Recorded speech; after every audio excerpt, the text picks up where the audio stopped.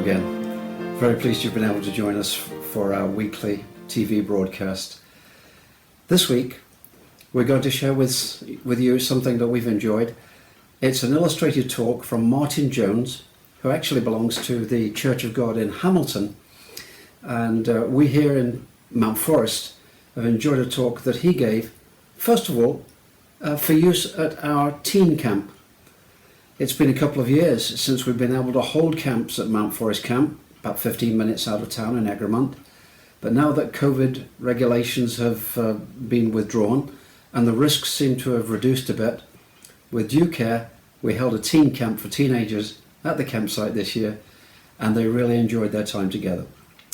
And each day they had a time to study their Bibles together, led by Martin, and what we're going to listen to now is his talks, or an extract from his talks to them on the chapters, the early chapters of the book of Revelation in the Bible.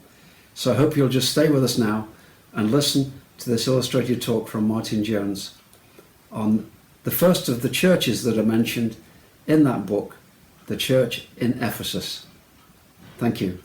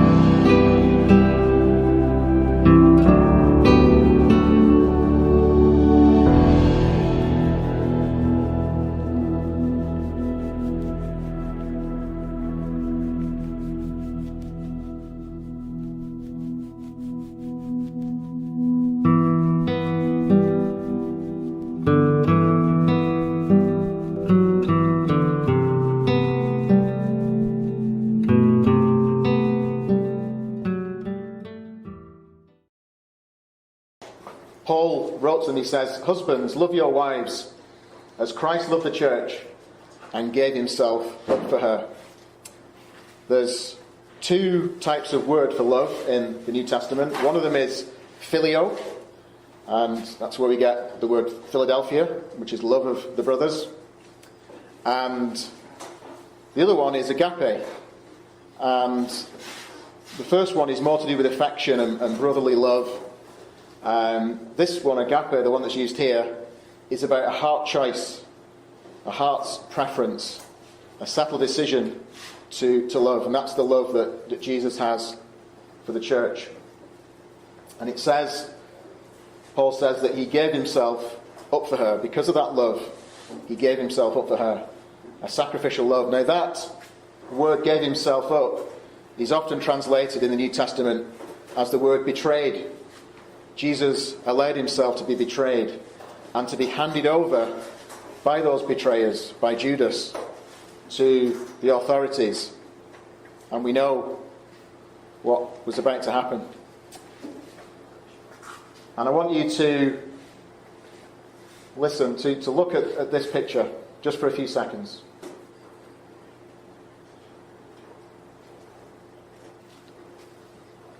And to take in the reality of what that picture speaks about.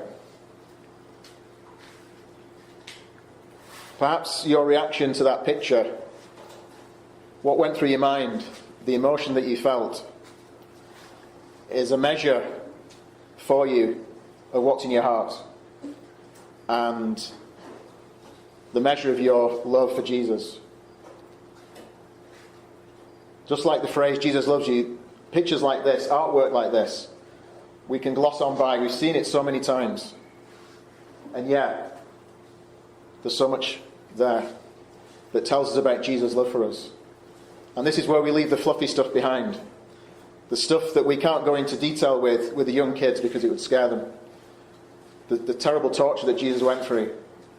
And the separation from God his Father because he was bearing your sin and my sin. This is grown up stuff, grown up love. Paul goes on to say, no one ever hated his own flesh, but nourishes and cherishes it, just as Christ does the church, because we're members of his body. God sees a married man and his wife as one person. And God joins those two together in the act of marriage. We read about that in Genesis, right from the start of human history. And so Jesus sees the church as one with him. That's why we're called his body, because we're so inextricably linked with Jesus in the most amazing way. And it says that Jesus cherishes the church just as a husband cherishes his wife. That's what the word cherishes means. The word cherish in the New Testament. It means to keep warm. There's a picture here of a husband with a cup of hot chocolate, I imagine, and a blanket. And the wife is nestling and keeping warm. That's a picture, just a tiny little picture of Christ's relationship and the attitude and what he wants to do for the church to keep her warm, to keep her spiritually warm and spiritually in love with him. So what is the first love? You'd have tackled this in your groups. I don't know what you came up with, but I came up with 6 things that can help us understand it. Undivided. There's nothing in between, and we can think of all these in relation to Jesus and his love for us as individuals. There's nothing in between. There's no body, there's no thing, there's no pursuit, there's no other passion that gets in the way of that first love. It's unselfish. The other person is always put first. Instinctively, the concern is for the other person before yourself. It's unwavering. It's constant. It's not, you remember the man who was plucking some flowers, and he says, she loves me. She loves me not. She loves me. She loves me not. And he wasn't sure about whether this girl really loved him or not. Perhaps he was trying to persuade himself that she did when she didn't. I don't know. But first love never falters. It's unwavering. It's unconditional. There's no strings attached. There's nothing in it other than the giving of that love to the other person. And it's unlimited. I described that as instinctive abundance. And I read recently somebody that said that to speak to somebody who's in love about cost is an insult. To speak to somebody who's in love about cost is an insult. And so we might have somebody who's so in love and they spend a vast amount of money on their loved one. And someone says, how could you afford that? And it's almost an insult because that vast amount of money doesn't even register to that person because it's so worth it for the person that they love. And then the unexpected. And we're talking about acts of devotion. We're not talking about acts of duty that someone does because they have to. It's because they want to. And they can be unexpected and they can be extravagant. We're talking about an extravagant love here when we're talking about first love.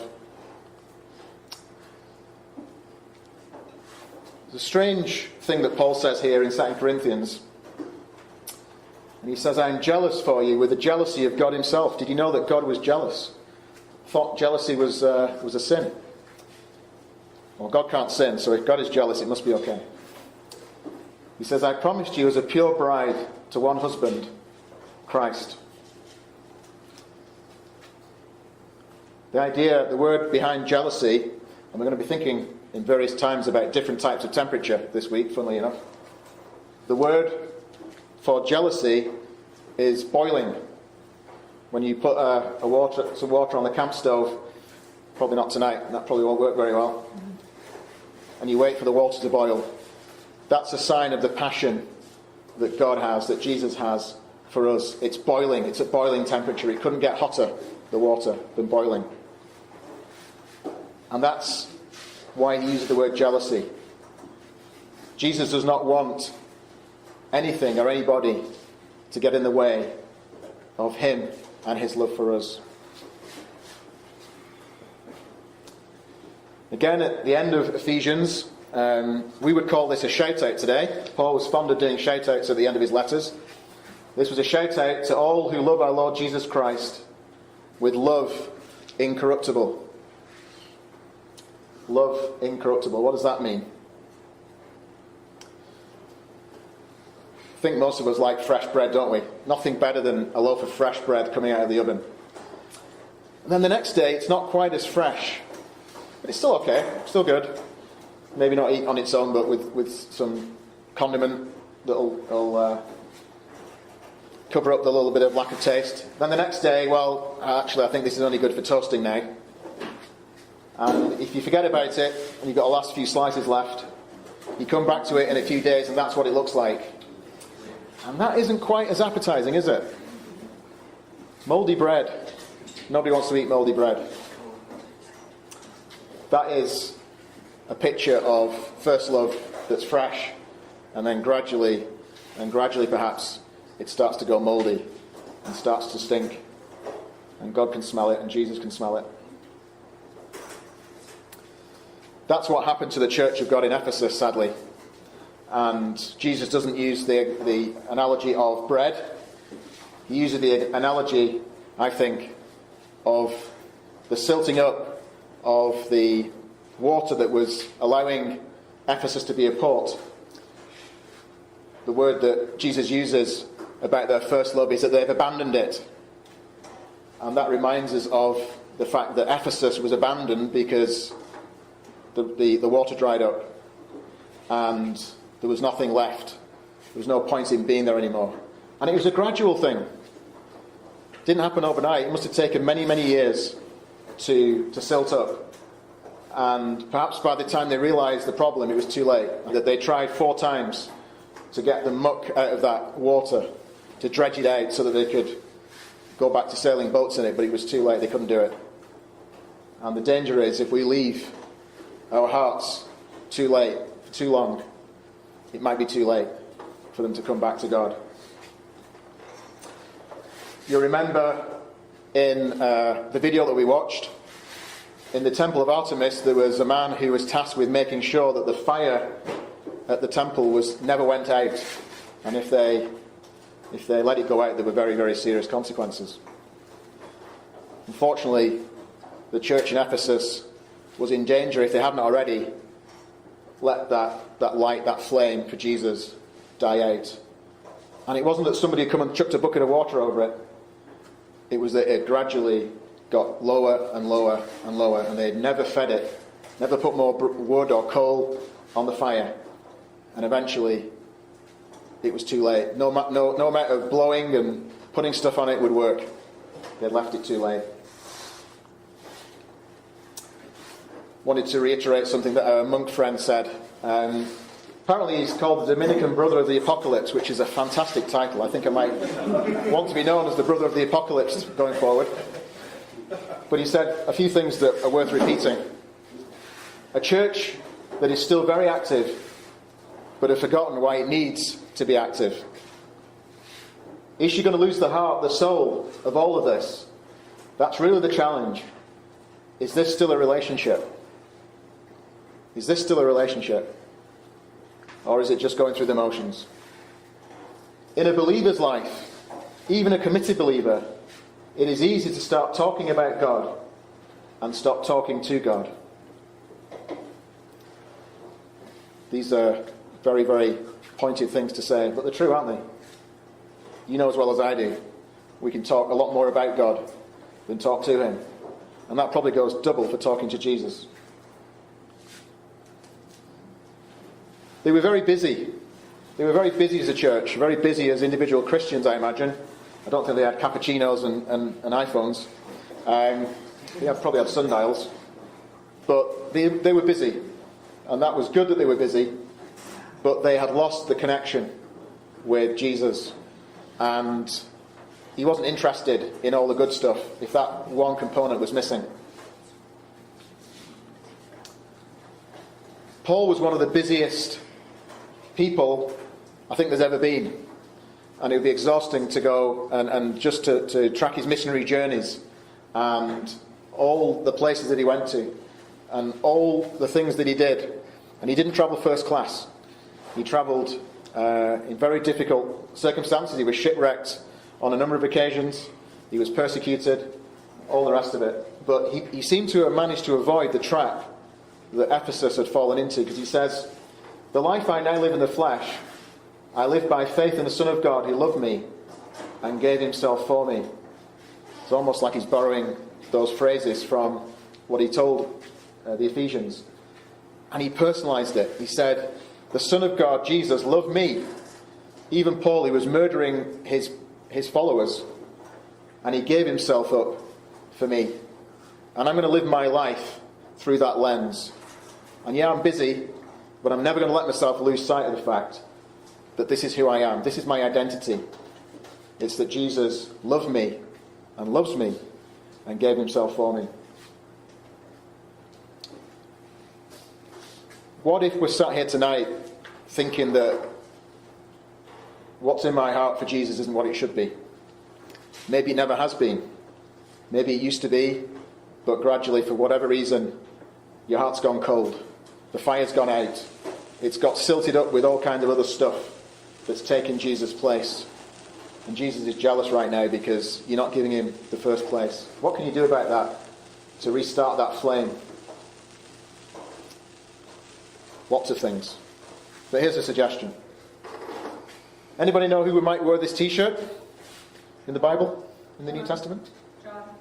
The Apostle John. That's right. This is what he called himself 4 times, I think, in the New Testament, in his Gospel, John's Gospel. Does anybody know what other people called him, what his nickname was? Anyone know what his nickname was? It's the same nickname as his brother, James. His nickname was Boanerges, which means sons of thunder. Sounds like a biking group. Not the kind of thing we think about maybe when we think about John. But he didn't call himself that in his epistle and in his gospel. Perhaps he didn't like that nickname very much, but he liked this one. The disciple whom Jesus loved. Why not the disciple who loved Jesus? Why didn't he use that particular title? I wonder, this is totally speculation, I wonder if it was because he realised that maybe the best way to grow our love for Jesus is to appreciate more and more Jesus' love for us. Maybe he understood that. Maybe that's something that we can take to ourselves. I want to look at 3 examples of when he used this phrase. We've already looked at the 4th. Yesterday, it was when he ran with Peter to the tomb at Easter. He described himself as the disciple whom Jesus loved. But this is another one. It's the upper room, the Last Supper. And it says, one of his disciples whom Jesus loved was reclining at the table at Jesus' side. And leaning back against Jesus, he said, you need a bit of context to understand this. Context is important.